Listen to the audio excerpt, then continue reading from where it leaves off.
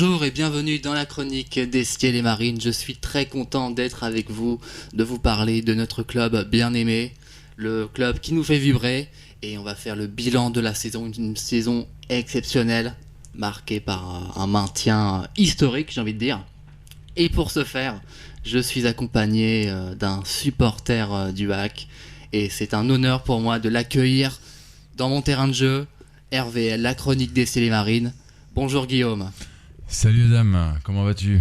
Très heureux d'être ici aussi. Pour la première fois en plus, tu viens dans ma chronique. Ah ouais, en tant que supporter du HAC, donc là, il fallait que je représente quoi. Et pour finir en beauté cette chronique d'Estiel et Marine, pour faire le bilan de cette saison du HAC, il me fallait un invité de marque. Ah bah écoute, merci de ton invitation, je vais essayer d'y répondre du mieux que je peux. Après j'ai suivi toute la saison comme Bien tu sûr. t'en doutes. Donc ouais. C'est pour ça que je t'ai invité, tu es légitime d'en parler. Merci.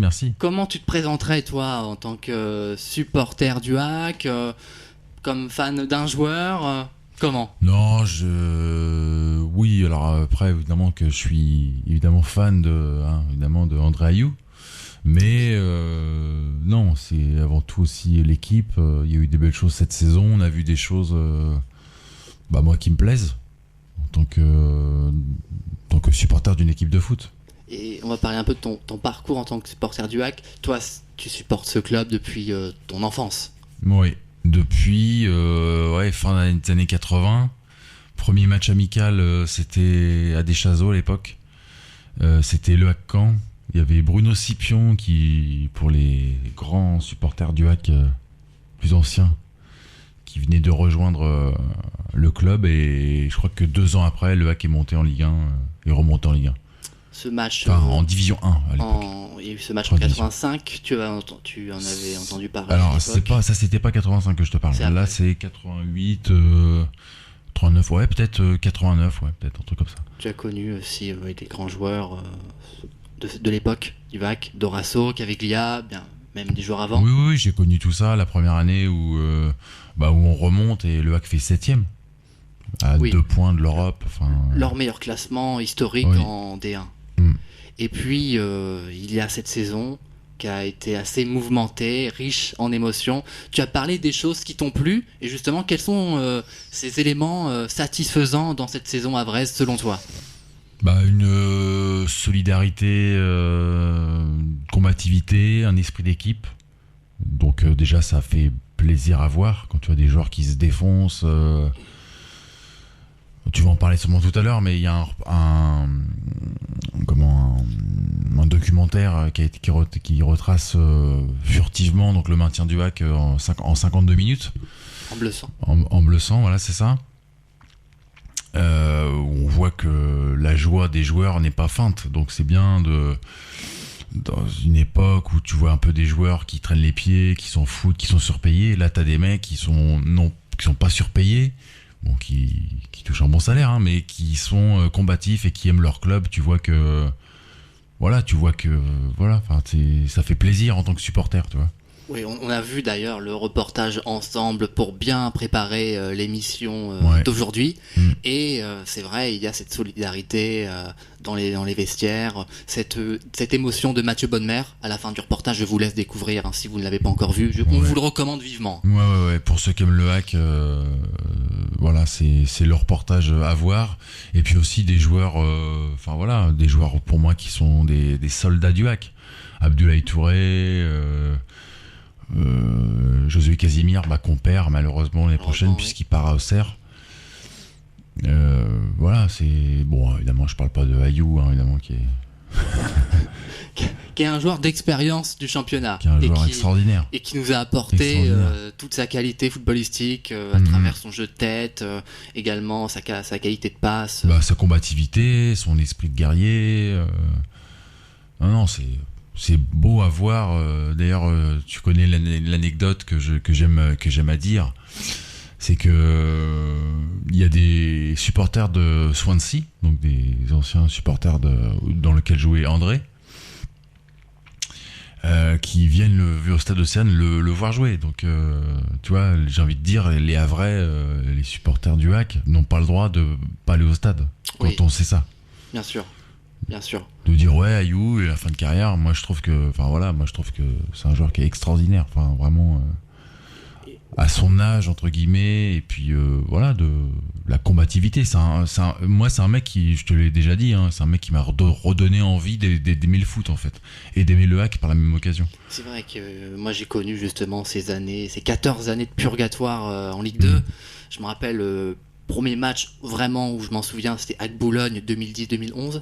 On s'impose avec 2-0. Mendes, Ryan Mendes qui marque, Julien François aussi, qui marque le premier but, et on rate la montée cette saison-là, et derrière ça a été vraiment les années galères en Ligue 2, les années du ventre mou, et depuis l'arrivée de Mathieu Podmer, Roussier, on a une belle équipe. C'est deux salles, deux ambiances. Là t'as enfin des gens compétents à la tête d'un club, et puis Voilà, ce qui manquait. Ils montent une année, la première année ils montent directement en Ligue 2 avec pareil des mecs qu'il a été chercher dans ses où, tu vois, Christopher Opéry par exemple. Christopher Opéry, Lucas Elsner en tant que coach qui était un peu en déclin depuis Amiens, son échec à Standard de Liège. C'était une descente et puis ensuite Standard de Liège, oui, tout à fait. Et puis même d'autres joueurs. Gauthier Loris. Je pense à Gauthier Loris, exactement. Et puis Arthur Desmas, qui a fait 17 clean sheets la saison où on monte en Ligue 1. Oui. Donc il s'est pas trompé, en plus avec peu d'argent, enfin une enveloppe dérisoire, je crois que c'est 800 000 euros, il t'a ramené 10 joueurs, enfin c'est une véritable ossature. Incroyable, et tu montes l'année où t'es même pas prévu que tu montes, et champion tout simplement. Voilà. 32 matchs d'affilée sans la moindre défaite en Ligue 2, on n'avait plus vu ça depuis très très longtemps. C'était tout simplement le record en Ligue 2. Ouais. Et puis donc cette saison, faut en parler aussi, elle a été assez critiquée, assez difficile. Une première partie de saison catastrophique, des matchs à domicile de piètre qualité. On est la dernière équipe à domicile. Est-ce que à un moment tu t'es dit on n'y arrivera pas, on va descendre en Ligue 2? Des moments tu te dis ça, mais après tu te reprends, parce que tu sais très bien que le foot c'est irrationnel. Et puis moi j'avais le côté, je voyais pas, tu le sais très bien, je voyais pas Ayou descendre pour la première fois de sa carrière en Ligue 2. En fait, je le voyais pas. Je pense que c'est un mec qui a une aura de champion due à son père, Abedi Pelé. Donc tu vois, je le voyais pas en fait. Donc c'est un côté un peu irrationnel, ce que je dis là. Mais je les voyais se défoncer, je les voyais s'arracher et puis se maintenir au bout du bout, quoi. De toute façon, c'est ce que j'avais dit depuis le départ. C'est vrai qu'on a assisté à des lourdes défaites au stade. Oui, où je me souviens de matchs contre Reims, contre Lyon. Contre Lyon, où tu vois rien, où tu montres rien offensivement, quoi. En plus, on a plutôt le ballon, on a des occasions, mais on se fait cueillir en contre. Et parce que t'es face à des joueurs quand même qui sont meilleurs, et de toute façon Lyon c'est calibré Ligue des Champions, donc normalement ils auraient dû finir dans les 3 premiers, Lyon. Donc évidemment contre le Hack. Contre Reims aussi, 3-0 à domicile, on y avait été. Mais là tu te fais avoir parce que Elsner connaît parfaitement le jeu du Hack, et puis en plus après coup, je sais pas si tu te rappelles, il y a quand même un incident sur le deuxième but. Oui. Qui aurait dû être refusé. Moi j'ai revu les images. Voilà, il y a quand même une grosse erreur d'arbitrage à ce niveau-là, quoi. Puis Didier Gard ensuite écope un carton rouge suite à ce second but. Et en dépit de toutes ces défaites, ces lourds revers, il y a eu des matchs où les Havrais ont été héroïques. Ces matchs à Lens, à Strasbourg. Si tu devais retenir un ou deux matchs de cette saison, ce seraient lesquels? Exactement les matchs que tu viens de citer. Lens, t'es mené 2-0, tu reviens 2-2, t'es mené 3-2, tu reviens 3-3 et tu gagnes 4-3 sur un penalty d'Hassan en fin de match. C'est beau. Après, avec 2 attaquants évidemment en pointe, ce que Digarn a très rarement fait, à mon grand regret, cette saison. Et puis le match à Strasbourg, quoi. C'est magnifique. Oui. Voilà, c'est au bout du bout, tu t'es battu. En plus, t'as été victime encore d'injustice sur ce match, puisqu'il y a un but qui est refusé, d'Hassan qui est refusé. Oui, c'est vrai.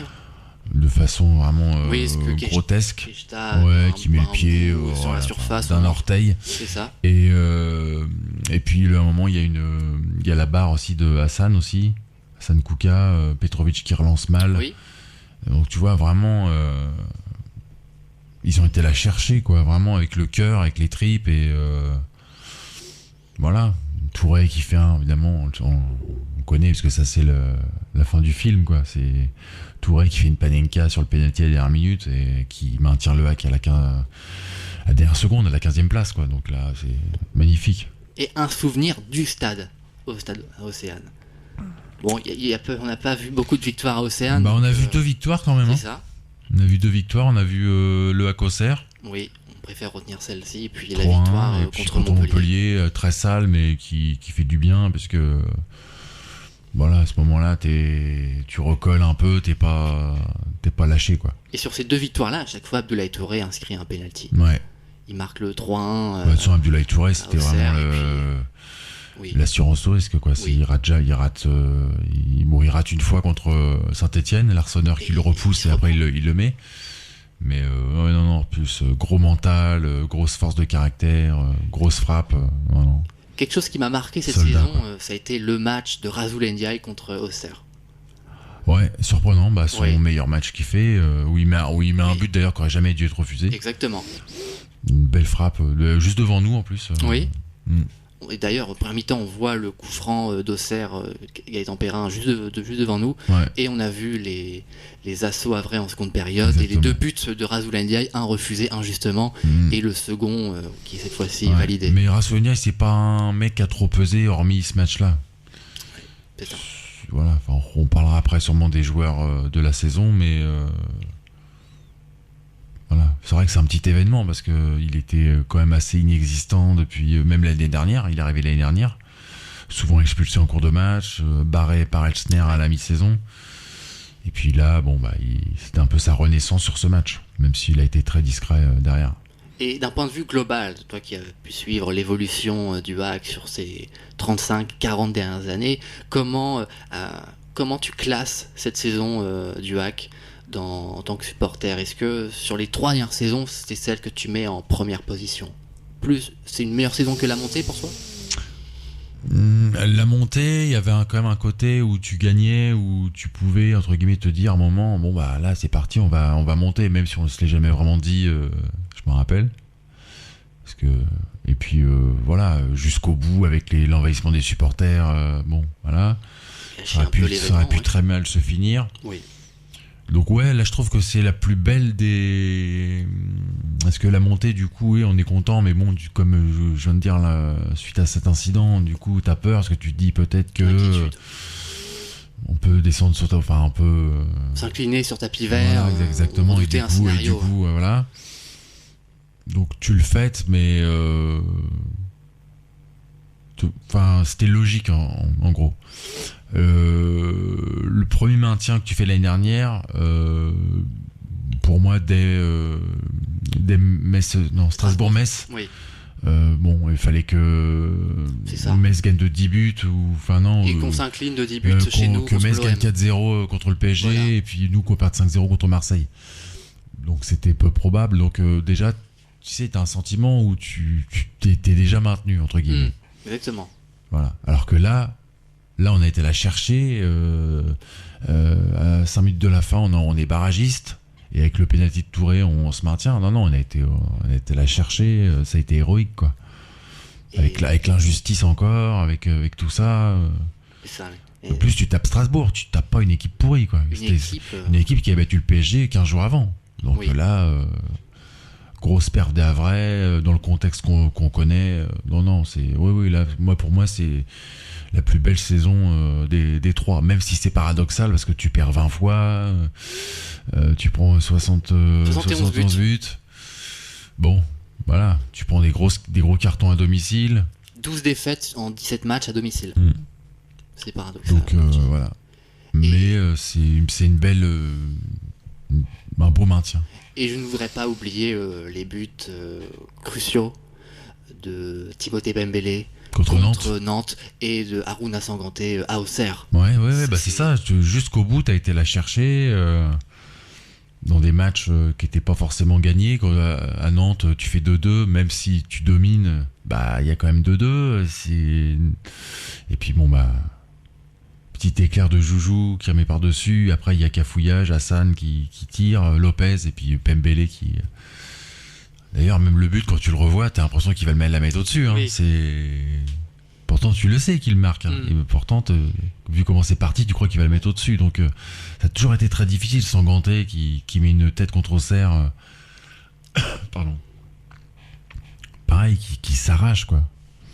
On est tellement pour le hack, on a tellement envie qu'ils arrivent qu'on a eu peur jusqu'au bout. En fait. Ah bah oui. Mais en même temps... il y a un côté où tu dis que tu vas pas descendre. Moi, je te dis, je me revois le mardi avec le maillot que j'ai aujourd'hui, là. Oui. Les gens me disent, oh là là, ça va être dur contre Strasbourg. Je fais, non, le foot, c'est irrationnel, on va le faire, quoi. Il faut y croire.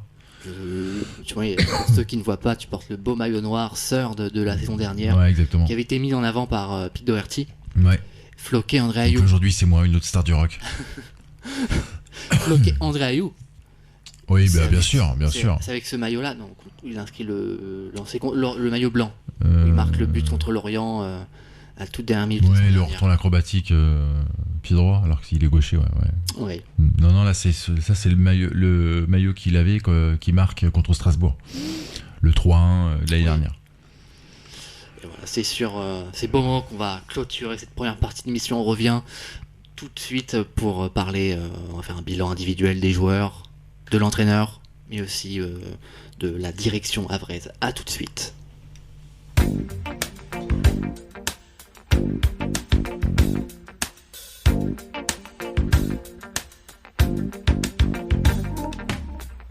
Briller comme une étoile filante, c'est l'aventure qu'il est temps.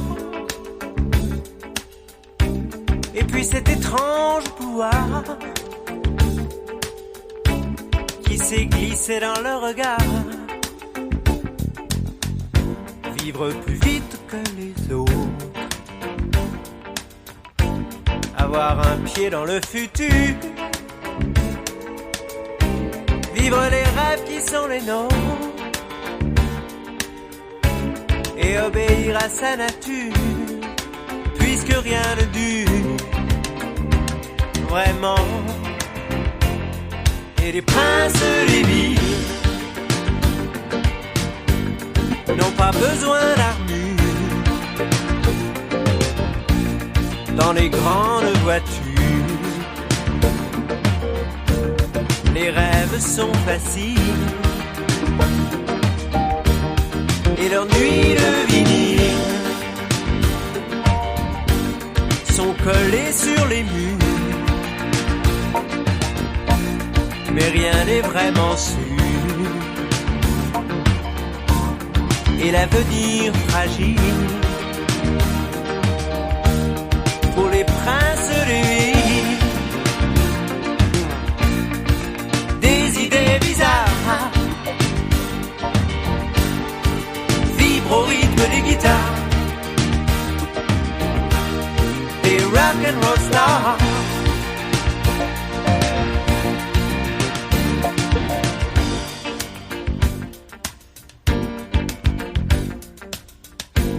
Qu'on les adore, qu'on les jalouse, comme des maîtresses andalouse, qu'on leur élève des statues, qu'on les affiche dans les rues. Mais au matin d'un nouveau jour, qu'on les piétine, qu'on les insulte, qu'on établisse de nouveaux cultes et qu'on les oublie pour toujours, puisque rien ne dure vraiment. Mais les princes des villes n'ont pas besoin d'armure dans les grandes voitures. Les rêves sont faciles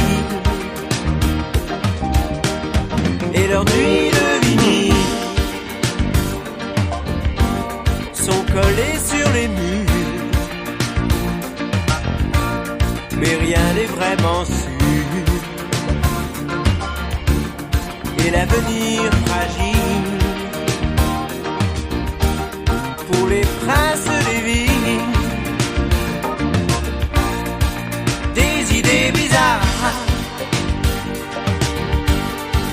vibrent au rythme des guitares. Des rock and roll stars, des rêves et des mots vibrent au rythme du piano. Du rock and roll show.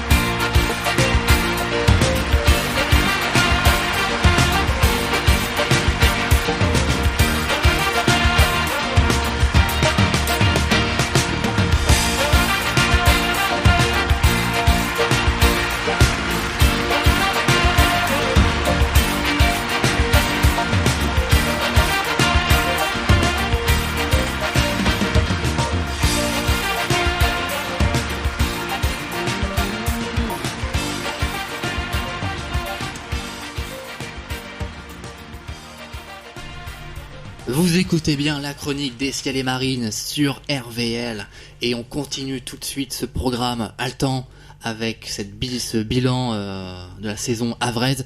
Et là, cette fois-ci, on va plus se concentrer sur les individualités, les grands acteurs de cette saison historique, ponctuée par un magnifique maintien à Strasbourg.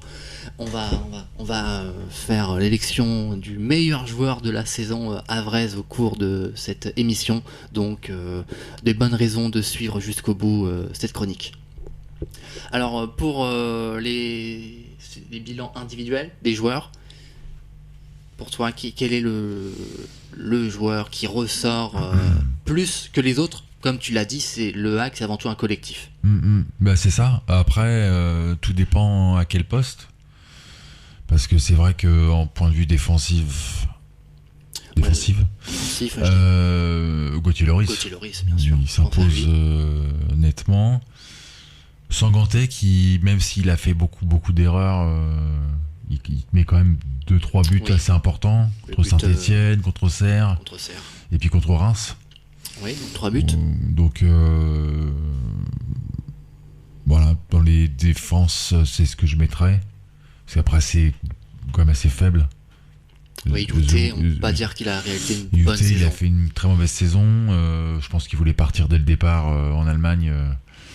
Ça n'a pas pu se faire, donc du coup, peut-être que ça a biaisé sa saison. Après, il y a des Zouaoui qui est arrivé de Martigues. Martigues, oui, de ça, de National. Bon, c'est un peu léger. 2 victoires, 2 premières titularisations, et puis après, ça a été très compliqué. Ouais, même il est un peu léger. Oui, il est juste pour la Ligue 1. Hein. Et l'année dernière, ça avait été le joueur de la saison, ça avait été Christopher Operi, qui a réalisé une première partie de saison vraiment décevante par rapport à son talent, et il est parti. Pareil, qui voulait partir, qui s'entendait pas avec Digard, et du coup, c'est ça aussi qui a fait que. Parce que là, je crois qu'il est en Turquie, C'est ça, on se souvient de sa première saison en Ligue 1 au HAC, son but qu'on avait vu contre Lyon et contre Toulouse, où là on voyait un joueur offensif qui était vraiment comme un poisson dans l'eau en Ligue 1, et là le poisson il a coulé là. Il a coulé malheureusement, comme je te dis, c'est des envies d'ailleurs, envies financières peut-être un peu hautes par rapport à ce qu'il est, et donc du coup évidemment dans un club comme le HAC ça peut pas le faire. Et on va parler aussi du poste de gardien de but. Il y a eu ce changement, cette transition entre Arthur Desmas et Mathieu Gorgelin. Avec du recul, est-ce que pour toi ça a été une bonne transition? Est-ce que pour toi il fallait continuer Arthur Desmas? Moi, déjà Desmas il fait une très bonne saison en Ligue 2 où il fait 17 clean sheets, où il est un des artisans de la montée du HAC, parce qu'il sauve quand même pas mal la baraque. Après, moi je trouve que Gorgelin c'est quelqu'un qui pour moi a été sous-coté depuis des années, parce que c'est quand même un gardien qui a été formé à Lyon, donc avec des Joël Batz, des mecs comme ça, je crois. Hein. Oui, Grégory Coupé aussi. Grégory Coupé, donc tu vois, pas des peintres. Donc moi, hormis le match où il se trouve complètement contre Rennes, Gorgelin, moi je trouve que c'est un top gardien, quoi. Oui, même quand il jouait à Lyon, j'ai souvenir certaines de ses performances, c'était plutôt un bon gardien, un bon second gardien pour Lyon. Donc le voir arriver en numéro 1, non, ça m'a pas fait bondir. Je te dis, mis à part son match raté, mais bon, on peut. C'est des êtres humains, ils peuvent rater une fois de temps en temps. Et puis en plus la semaine d'après, le HAC va à Paris. Il y a 2-1 pour Paris. Il fait 5-6 arrêts hyper décisifs. Enfin, il est super bon. Donc non, moi je trouve que c'est pas ça qui m'a fait le plus hurler cette saison concernant le HAC. Ensuite, milieu de terrain, il y a une évidence. Abdoulaye Touré. Oui. Qui trempe pas sur les pénaux, qui est un combattant, enfin c'est un guerrier, même si des fois je le trouve un peu lent, il ralentit parfois un peu le jeu, tout ça. Je trouve que non, c'est quelqu'un qui a apporté énormément. Après Takeshita qui a été bon aussi, Kouzaïev, le russe, déception qu'on n'a pas vu dès la mi-saison, on le voyait plus, hein. C'est ça. Parce qu'il s'est fait au mercato d'hiver, on prend Juan Manga en prêt qui vient de Strasbourg, et Mamadou Diawara qui est un super joueur. Je me demande pourquoi Lyon l'a prêté. Quand on voit des Paul Akouokou, des joueurs de milieu de terrain. Tant mieux pour le HAC. Mais tu vois, peut-être que s'il y a eu Diawara contre United, peut-être que. Voilà, moi je trouve que c'est un très très bonne recrue pour le HAC. Je suis très content de le voir arriver. C'est sûr. Donc ça c'est évidemment, tu les as à mi-saison. Au milieu de terrain, tu fais plus le taf, quoi. Et c'est justement là où on voit qu'il y a eu un véritable regain de la part du HAC. Dernier mois de décembre, début janvier, et ensuite il y a eu ces victoires à Lens, à Lille, à Auxerre. 2 points que tu perds bêtement contre Angers aussi, en fin de rencontre. Donc non, il y avait un allant justement pour se maintenir. T'as eu un autre état d'esprit à la mi-saison. T'avais des joueurs qui avançaient plus, même je pense sur le point de l'attaque à Emmanuel Sabi. Oui, qui était vraiment Mister USA, qui s'était imposé comme une satisfaction la saison d'avant. Mais je pense que c'est mais après je pense que il y a des choses qui nous échappent. Je pense que dans un coin de sa tête, peut-être qu'il voulait plus haut, plus d'argent, un meilleur club. Voilà, donc évidemment ces gens n'ont pas compris le projet du HAC. Oui, malheureusement. Il y a un esprit familial, d'équipe, maintenir le club contre vents et marées. C'est ça, exactement. Et puis ensuite. Parce qu'en plus, on l'a pas dit, mais bon, il y a quand même eu le CVC qui a quand même fortement endommagé, handicapé plutôt le hack. Parce que quand tu dois avoir je sais plus combien de millions puis que t'as zéro, voilà. Et en plus, même des gens sérieux de RMC, Oui. des Walid Acharchour, bon, même s'il est un peu moins sérieux en ce moment, mais Riolo disait le hack s'est fait. Voilà. Enfin, il dit un gros mot qu'on va pas répéter ici parce qu'on est une chaîne, une radio très polie. On s'est fait avoir avec le CVC, donc pour que des gens quand même compétents disent ça, c'est que il doit avoir un gros fond de vérité. Exactement. Donc voilà. Donc, Puis dès le début de saison, le hack a été encadré par la masse salariale. où tu peux pas prendre Ayou. Les joueurs de prêt en prêt. Tu peux pas prendre Ayou dès le départ alors que le mec veut rester et que eux veulent le garder. Donc déjà, tu vois, là, tu te dis, ça t'a handicapé ton début de saison. C'est ça. Parce que André Ayou, il arrive, sa première apparition, c'est contre Lyon. On s'incline 4-0. Et je me souviens que plusieurs matchs avant, on perd 2-0 contre Toulouse, où on est mauvais, où il n'y a rien offensivement. Et un joueur comme Ayou, clairement, ça manquait sur ce match-là. Ah oui, et puis donc même, c'est un leader. Quoi. Ça nous a handicapés sur le début de saison, l'absence d'Ayou. Complètement, parce qu'en plus, lui, il met du temps à se remettre un peu en marche. Et donc voilà, on se rappelle quand même qu'il a 35 ans, donc il est arrivé un peu en cours de forme, même s'il l'a retrouvé quand même quelques semaines après, mais... Oui. Donc ouais, déjà tu commences mal la saison. Et puis on a eu véritablement notre numéro 9 qu'à l'intersaison avec l'arrivée d'Hassan en prêt. Hassan Kouka, que je connaissais pas du tout. Moi non plus, je connaissais pas. Voilà, qui a fait des bonnes choses, d'autres moins bonnes. Hein. Voilà, j'en avais évoqué lors des missions d'avant. Ouais. Et oui, malheureusement. La bêtise insiste toujours. Oui. Malgré cela, malgré sa bêtise, il a inscrit 3 buts. Le but à Lens. Le penalty à Lens, le but contre Lille. À Lille et puis le le but match contre Monaco. Il marque un coup de tête. Un beau coup de tête. Et puis il a pas de chance contre Strasbourg. Contre Strasbourg où il marque aussi et s'est refusé honteusement. Et le lob. Puis le lob sur la barre. Donc ouais, une bonne entrée. Après moi, bon, tu connais, mais bon, les gens le savent pas. Moi, je pense qu'il y a eu une erreur quand même de ne pas faire jouer les deux ensemble, Ayou et Kouka, parce que du coup, t'en sacrifiais toujours un. Il y en a un qui courait dans le vide, souvent c'était Ayou. Qui pressait. Mais du coup, le côté, tu sais, remiseur, il l'avait pas. Et comme tu l'as évoqué, les deux avaient été associés ensemble contre le RC Lens, ça avait très bien fonctionné. On réalise notre match le plus prolifique en termes de buts. Et curieusement, cette tactique n'a pas été réutilisée après. Ouais, parce qu'après, je pense que Digard, mine de rien, il voulait faire aussi jouer, bon, je dis ses copains, mais disons les joueurs, on va dire, pour être plus juste, les joueurs sur lesquels il comptait le plus. Donc évidemment, c'était toujours du 4-3-3. Oui. Il y avait Touré au milieu de terrain, il y avait Mwanga, il y avait Keshta. Puis devant, c'était Casimir, Soumaré, et puis Kouka, Hassan ou Ayou. Oui. Donc, c'était ça, une titularisation sur deux, soit Hassan, soit Ayou. Voilà, c'est ça. Puis on va parler des joueurs aussi de côté, les ailiers. Alors c'est un joueur quand même qui a connu une première partie son très compliquée, les performances très décevantes, et puis qui a un petit peu redressé la barre quand même par la suite, Issa Soumaré. Oui. Où au départ on se demandait pourquoi Digard l'aligner avec les performances qu'il faisait. Ouais. Moi je disais qu'il avait des dossiers, il avait des photos de lui, tout ça. Bon, bref, on va pas.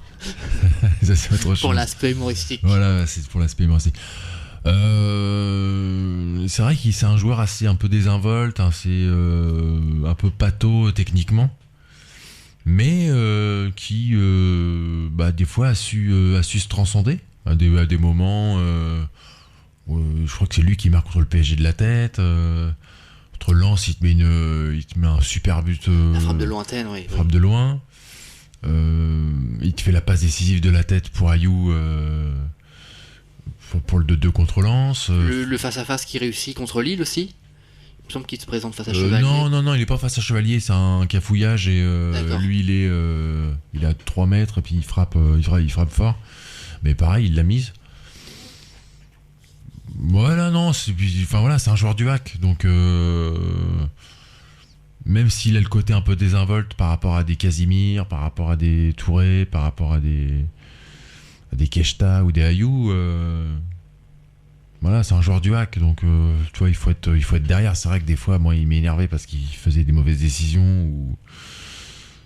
Et voilà, c'est un de nos joueurs. On n'a pas à tirer dessus, tu sais, comme on dit. C'est comme la semaine dernière, on en discutait ensemble quand Mohamed Bayo était sifflé, et tu me disais, il ne faut pas siffler. Non, c'est un de nos joueurs. Voilà. C'est un de nos joueurs. Je pense qu'il fait le maximum. Tu le voyais pas une clope au bec 1 heure avant ou sous en boîte de nuit la veille, tu vois, donc on siffle pas nos joueurs. Non, on siffle pas nos joueurs dans les temps. Exactement. Sauf évidemment en cas de manque de respect, de choses comme ça. Mais ce qui n'était pas les cas de tous les joueurs que je t'ai cités. Issa Soumaré, il se défonçait quand même sur le terrain. Oui, ça c'est vrai. Et malgré les difficultés, on voit qu'il a travaillé pour marquer des buts importants. Ouais, il a mis 5 buts, je crois, ou 5 buts et 4 passes décisives, si on regarde le point statistique. C'est ça, 29 matchs, 5 buts et 4 passes décisives. Ouais. Et puis, on va parler du dernier joueur offensif. Son départ te chagrine quand même. Oui. Il fait partie de l'histoire du hack, mine de rien. On se souvient de son but contre Dijon pour la montée. C'est José Casimir. Josué Casimir, ouais, il part à Auxerre là. À mon avis, c'est du fin de contrat, donc offre minimale du hack par rapport à leurs moyens, parce que je pense qu'il voulait le garder.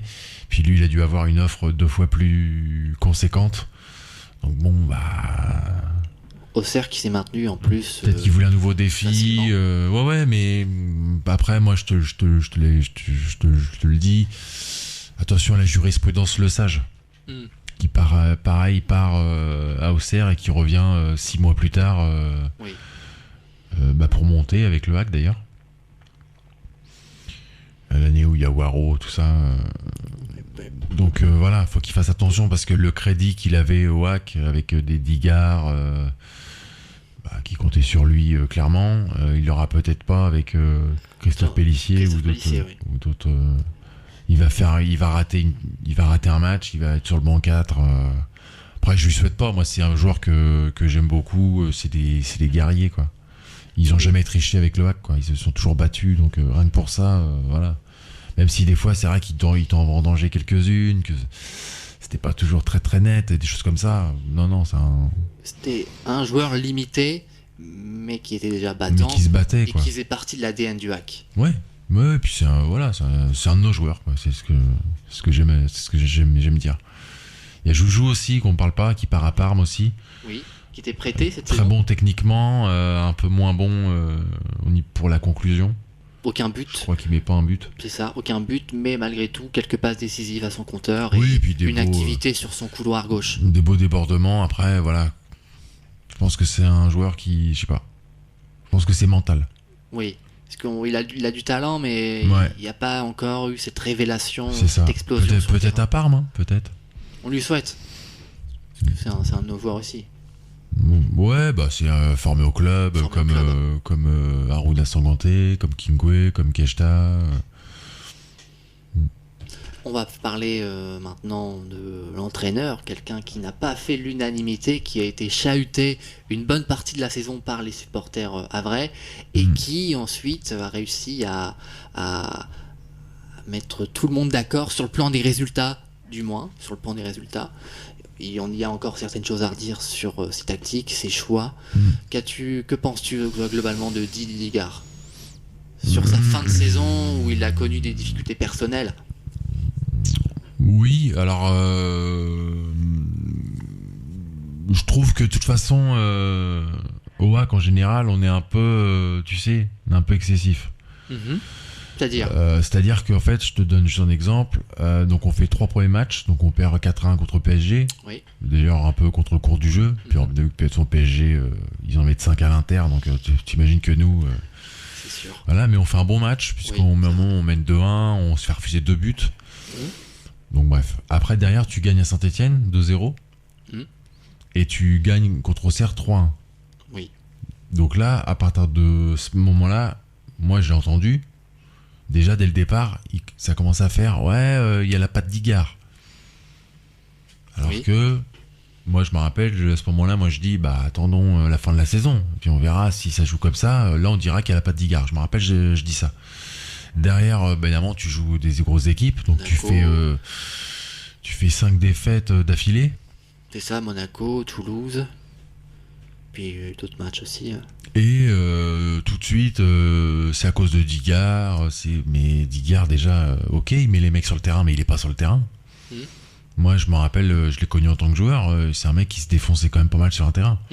Donc si t'as des joueurs, évidemment, à qui tu fais confiance, qui te rendent pas ta confiance, ça fait des matchs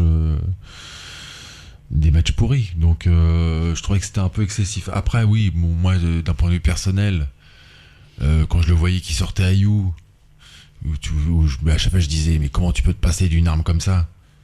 Et puis que des fois il me donnait tort parce que, comme contre Strasbourg par exemple. Oui, ou à You sort et puis finalement on arrive quand même à renverser la vapeur. Donc ça m'énervait. Aussi, il y avait le petit Ousni aussi qui était arrivé gratuit de Paris, que tu fais à peine jouer, parce que à mon avis, je pense que peut-être que lui était pas assez battant à l'entraînement et qu'il privilégiait d'autres joueurs, tu vois. C'est ça que je reprochais. Au final, ça se finit bien. Et j'ai vu des choses dans le documentaire là, en bleu sang là, dont on a parlé tout à l'heure, qui est sur YouTube. Il dit quand même des bonnes choses. Oui.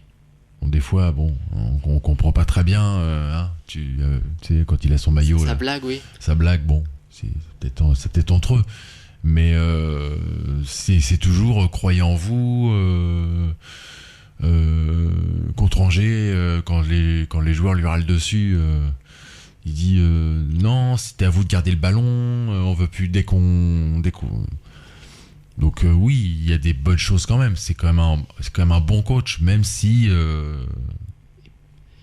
C'est ça. On se rappelle du match retour contre Lyon où on mène 2-1. André Ayew sort et on subit ensuite une déferlante lyonnaise et on. Ouais, mais après voilà, tu tombes aussi sur Malik Fofana et Miko Tadze qui étaient remplaçants. Mais oui, des fois, j'ai l'impression que Digard il pêche par naïveté ou il pense que. Mais voilà, enfin Ayew, évidemment que contre Lyon, il fallait pas que tu le sortes.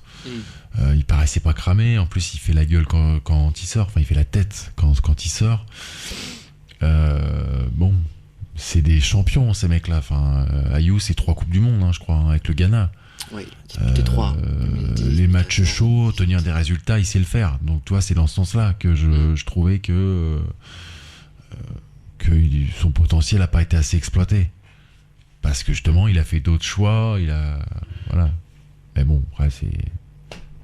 Puis une certaine nervosité aussi. On se souvient du match contre Reims où il prend un carton rouge. Le match. Alors, j'ai revu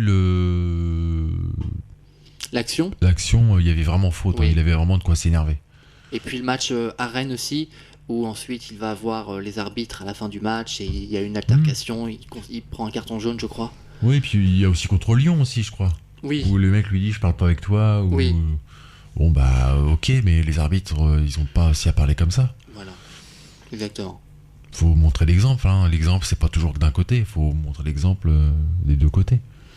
Puis on va finir cette deuxième partie avec la direction avraise, des personnes comme Roussier, comme Bonnemer qui se sont battus pour le club contre vents et marées malgré les difficultés imposées par la DNCG et qui ont, grâce à leur travail respectif, leurs travaux, maintenu le HAC. Donc on les remercie. Et d'ailleurs ce mercato hivernal qui a permis au HAC de rester à flot. Moi je pense que si on n'a pas Bonnemer, le HAC descend et je sais même pas si le HAC remonte en fait. Il apporte une vision au HAC. C'est quelqu'un déjà qui a Oui, déjà il a une vision. Il a aussi Momo Alcaraz et Julien Maumont à la data, donc des joueurs, ses hommes de main, ses associés plutôt, j'ai envie de dire. Donc évidemment, quand tu t'entoures de gens compétents, qui te suivent, que tout le monde va dans le même sens, évidemment que ça va. Lui en plus, il avait un passé en tant que joueur. Il a joué à Lyon, PSG, Lille, Nice. Amiens. Il avait connu Luc Elsner à Amiens. Ouais. Et donc évidemment, c'est une grosse plus-value pour le hack. Quand t'as un mec comme ça qui a des petits contacts avec des joueurs, hein. C'est lui qui fait venir Ayou, c'est lui qui fait venir tous les mecs de près, les Pembele, les Diawara. C'est ça, Junior Manga. Les mecs, tu leur les jours demandes, d'avant aussi. pourquoi t'es venu. Oh bah parce qu'il y avait Mathieu, parce que bon bah voilà. Si, il y avait eu cette interview la saison d'avant où il maintient le hack pré-saison et où c'est après la montée et il raconte comment il a convaincu Arthur Desmas de venir alors qu'il était en manque de confiance à Clermont. Et Il a relancé plein de joueurs. Ça a fait un peu penser à des films en fait. Tu sais, dans le genre les 7 mercenaires, enfin pas forcément les 7 mercenaires, les 12 salopards ou plus ça. Comment ils recrutent les gars, c'est tous des gars cramés. L'autre, il avait pris 50 buts avec Amiens, il avait plus confiance en lui. Hop, non, t'inquiète. Si tu fais 17 clean sheets, on monte en Ligue 1. Bon, bah voilà, c'est ce qui s'est passé. Elsner, pareil. il était en Il a perte de vitesse.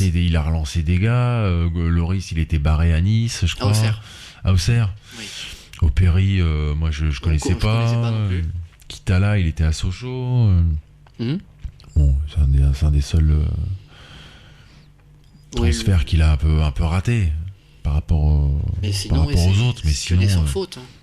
Là, Junior Manga, Diawara, c'était Targaline très qui va chercher à Marseille, Targaline qui te met un but de fou contre Caen la première année.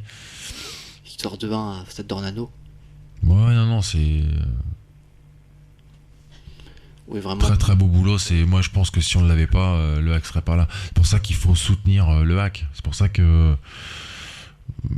je suis désolé, moi je comprends pas que après les gens ils font ce qu'ils veulent, hein, qu'on aille au stade Océane avec un mode Marseille ou de PSG ou de. Genre on a la chance d'avoir une équipe en Ligue 1 quoi, dans une ville, dans notre ville. Exactement. Il y en a qui ont pas ça. Tu vois, donc soutenons nos joueurs, nos champions. Après évidemment on peut être moi le premier, on peut être assez critique, on peut être mais voilà, faut avoir de la gratitude. Moi je sais que j'ai beaucoup de gratitude depuis envers Bodmer, envers tout ça, parce que c'est aujourd'hui, c'est grâce à ces gens-là qu'aujourd'hui tu peux voir PSG, Marseille, Lyon, Monaco, Lille, et non Clermont, après avec tout le respect, hein, ou des clubs comme Quevilly, ou des clubs des clubs de seconde zone. Aujourd'hui on voit du football, du beau football au Havre, grâce à ces gens-là qui le stade est beaucoup plus rempli aujourd'hui. Dans l'adversité en plus, oui, mais après c'est normal aussi, tu vois, l'affiche les affiches sont plus attractives, donc ça donne envie.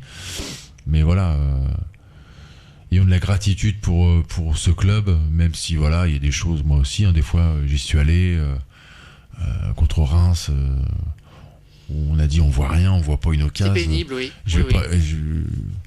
Je vais pas y aller je me rappelle, je me revois dire ça en disant je vais pas aller au stade pour payer, pour voir pas une occasion, ou pour voir Ayou qui sort au bout de qui joue une demi-heure. Ouais, ça c'est normal. Après, oui, des fois t'es moins bien, des fois t'es bon, mais déjà au moins c'est de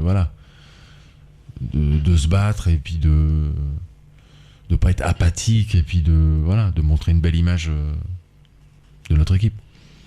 Sur ces mots, avant que tu as quelque chose d'autre à rajouter. Non, merci à toi pour l'invitation. On va faire une dernière partie d'émission, on va aborder la suite de la saison. Vas-y. On vous dit à tout de suite. À tout de suite. On va faire vite pour la dernière. Vas-y. C'est quoi que tu vas faire pour la dernière ?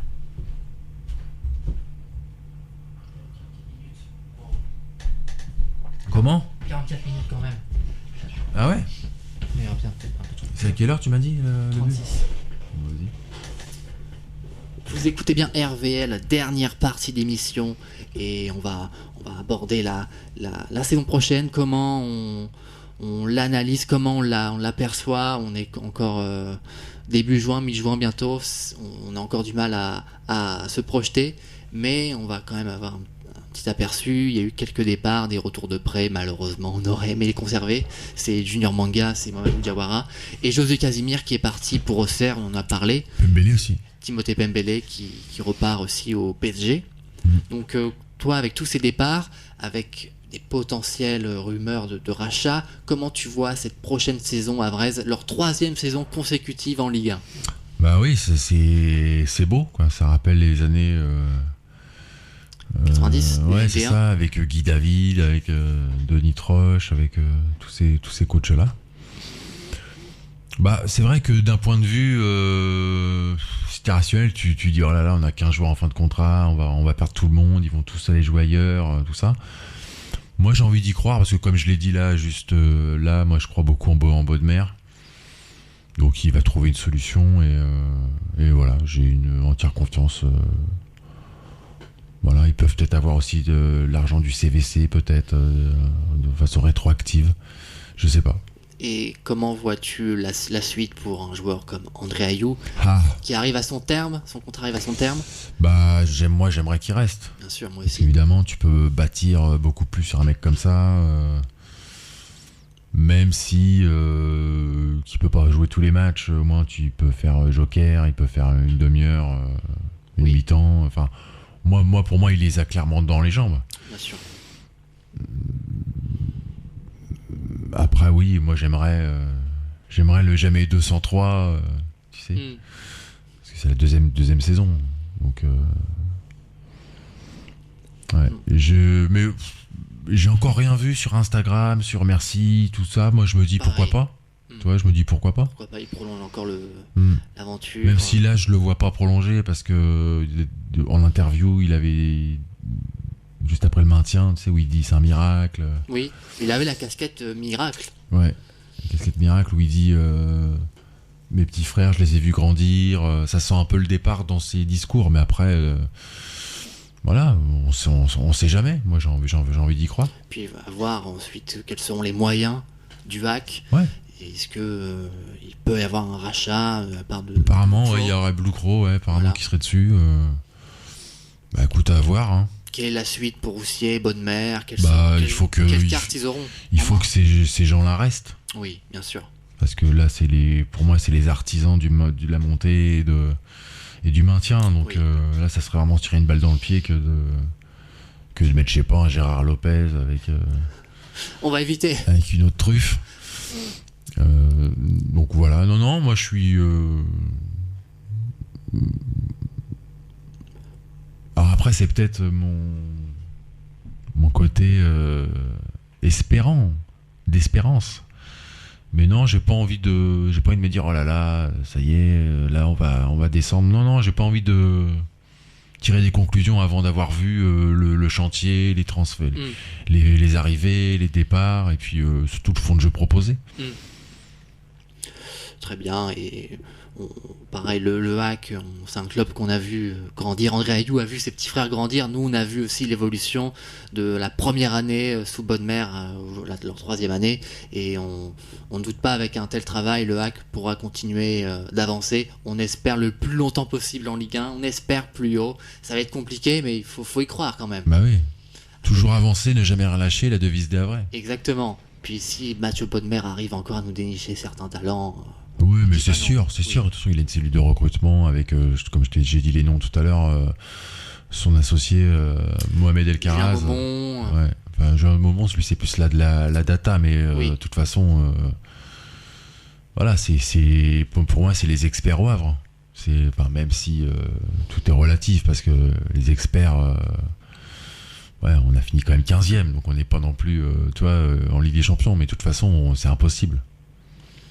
Et puis avec si peu de moyens, c'est déjà beau. C'est déjà beau. Comme l'ont dit on est certains l'avant-dernier de budget. C'est un miracle. On est l'avant-dernier de budget de Ligue 1. Le dernier, c'est Angers, qui a fait 1 ou 2 points de plus que nous. C'est ça, qui a lutté aussi pour le maintien. Mais qu'on aurait dû battre à domicile. Oui. Et à l'extérieur aussi. Ouais.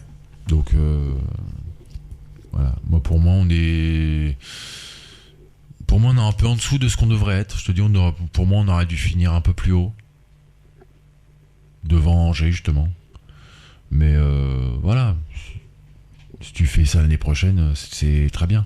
C'est sur ces mots optimistes que l'on va clôturer cette avant-dernière chronique des Ciels et Marines, l'avant-dernière émission de l'histoire de la chronique. C'était un véritable plaisir de discuter du hack et de discuter du hack avec toi surtout. Bah, merci Adam, merci, grand plaisir à moi, moi également.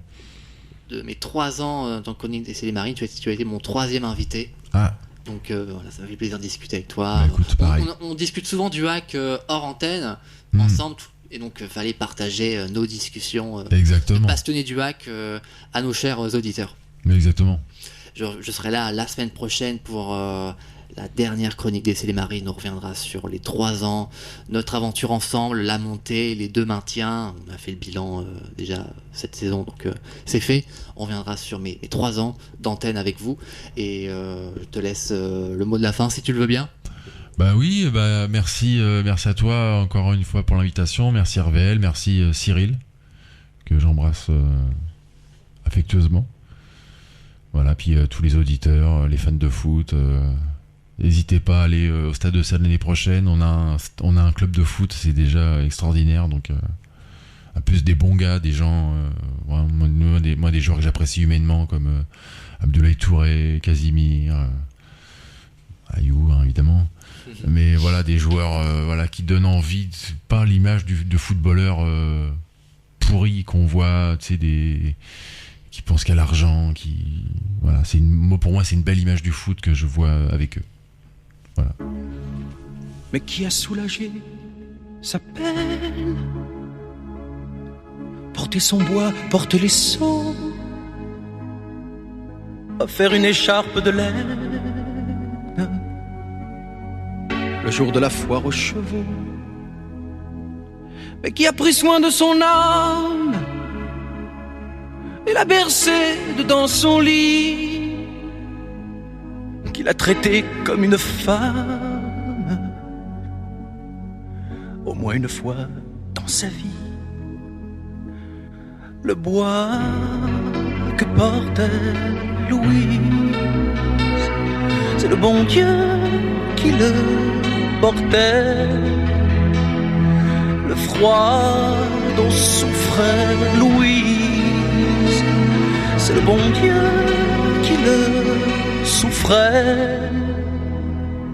Ce n'était qu'un homme des équipes, du chantier des chemins de fer, à leur laisser aux domestiques. Elle leur joignait près des barrières. Me voudras-tu moins qui sait coudre, signer mon nom et puis compter l'homme à sa taille sur la route, passait son bras, la promenait, et l'amour qui tenait Louise, c'est le bon Dieu qui le tenait, le regard bleu sur Louis. C'est le bon Dieu qui l'éclairait. Ils sont partis vaille que vaille, mourir 4 ans dans les tranchées, et l'on raconté leur bataille dans le salon après le thé et les lettres qu'attendait Louise. C'est le bon Dieu qui les portait. La guerre qui séparait Louise, c'est le bon Dieu qui la voyait. Un soir d'hiver sous la charpente, dans son lit cage elle a tué l'amour tout au fond de son ventre, par une aiguille à tricoter. Si je vous garde Louise en place, c'est en cuisine, pas devant moi. Ma fille prie très fort pour que s'efface ce que le curé m'a appris là, et la honte que cachait Louise. c'est le bon Dieu qui l'a caché. Le soldat qu'attendait Louise, c'est le bon Dieu qui l'a vu tomber. Il y a 50 ans, c'était en France, dans un village de l'Allier. On n'accordait pas d'importance à une servante sans fiancé. Le deuil qu'a porté Louise, c'est le bon Dieu qui l'a porté. La vie qu'a travaillé Louise, c'est le bon Dieu qui l'a aidé.